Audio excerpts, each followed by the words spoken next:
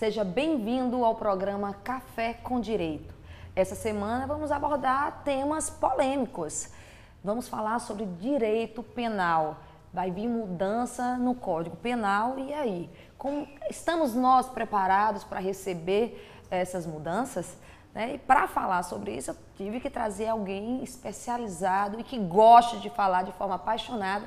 E a escolha não poderia ser melhor e também as indicações de colegas. E eu estou aqui com o professor Iranley, que é especialista em Direito Penal e Criminologia. Seja bem-vindo, professor. Obrigado, Sheila.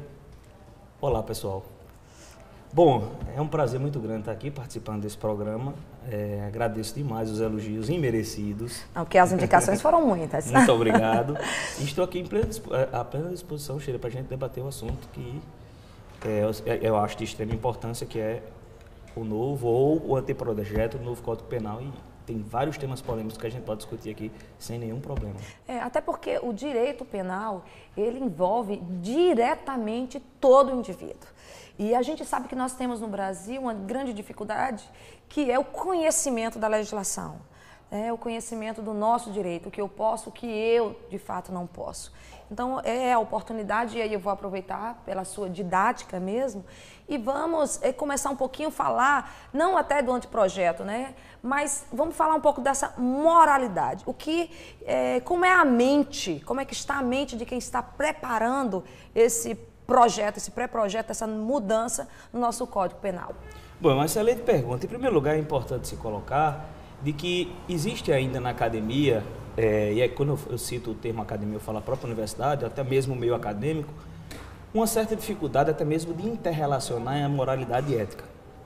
Não é à toa que recentemente a gente teve um pronunciamento no Senado, uma colocação dizendo, não, colocar o termo ética no código, aqui, vamos dizer assim, dentro do Código de Conduta do Senado, para senador ficar complicado, porque ética é algo extremamente subjetivo, cada um tem a sua, então o que é ético para mim, o que não é ético para você.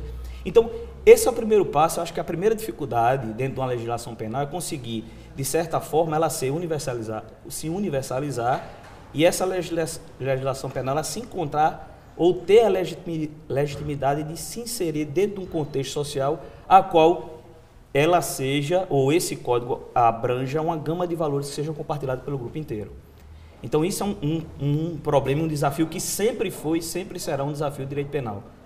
Claro. Sheila, o desafio que se coloca de uma forma mais simples é o seguinte: o que é que eu devo proteger, ou que determinados bens jurídicos merecem proteção, o que é que eu devo proteger, que valores eu devo buscar para proteger a partir de então, o que é que eu encontro aqui dentro dessa coletividade, o que é que a gente pode colocar como objeto de proteção que seja ao mesmo tempo compartilhado de todo mundo, sem esquecer também a multiplicidade.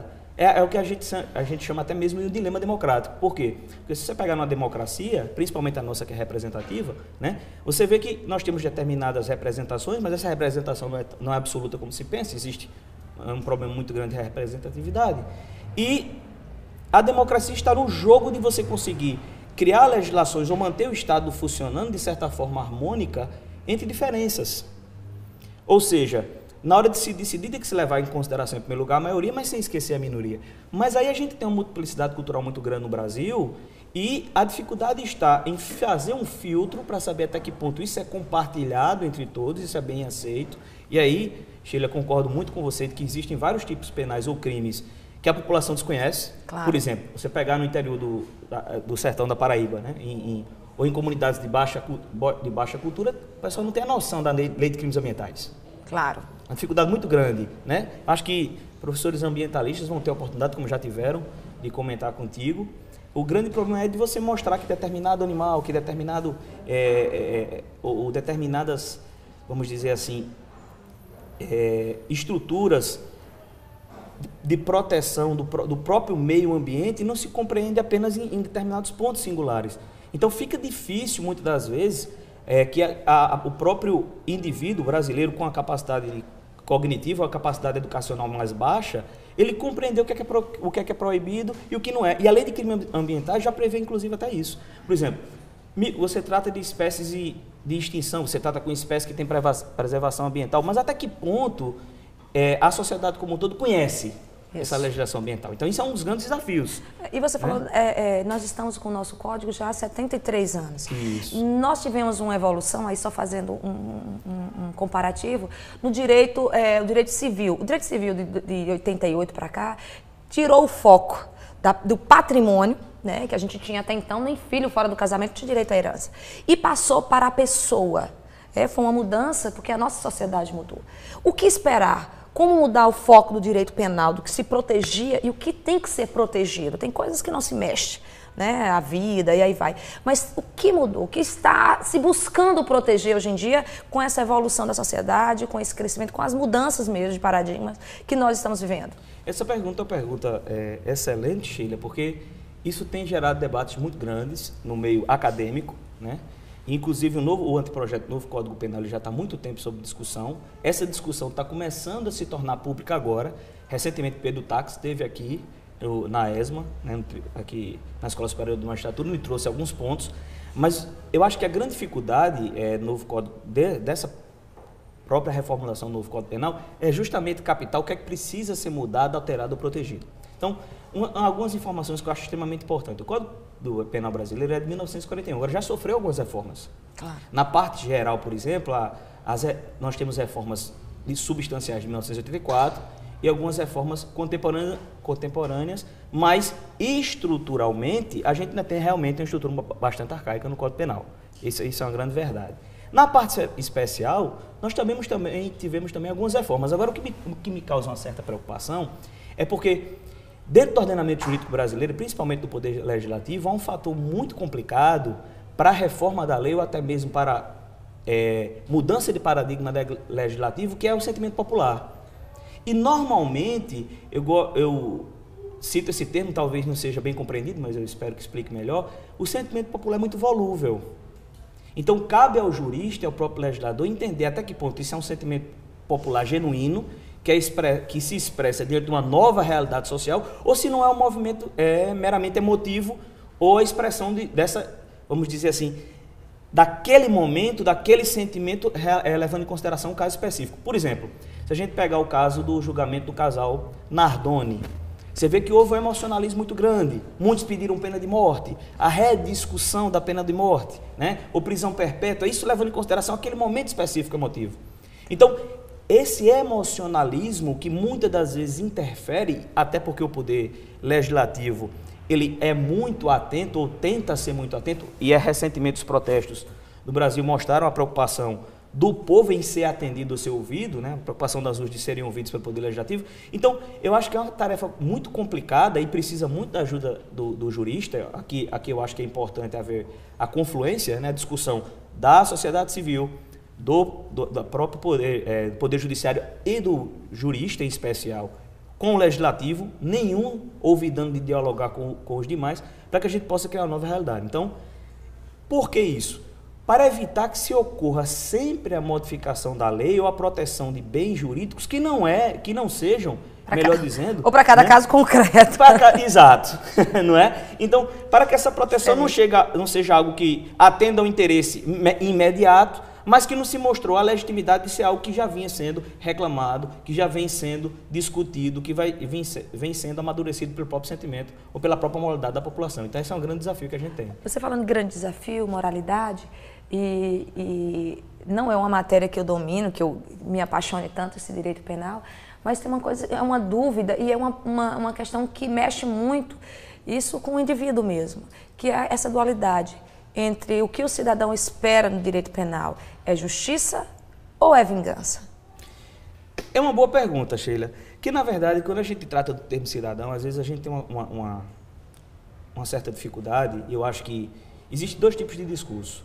O primeiro, você criar um discurso generalista ou genérico, de que você cria um padrão de cidadão ao qual você se refere, que normalmente a mídia se refere a um padrão de cidadão, que muitas das vezes nem se compatibiliza com a grande maioria da população brasileira, e o cidadão entendido do ponto de vista jurídico, do ponto de vista até mesmo a observação do cidadão dentro de uma teoria política. Então, por exemplo, se você pega determinados pontos, você vai ver que não existe, e eu gosto muito de um autor que não é jurista, é interessante isso, é um autor francês, antropólogo, né, considerado como Einstein das ciências sociais, o nome dele é René Girard.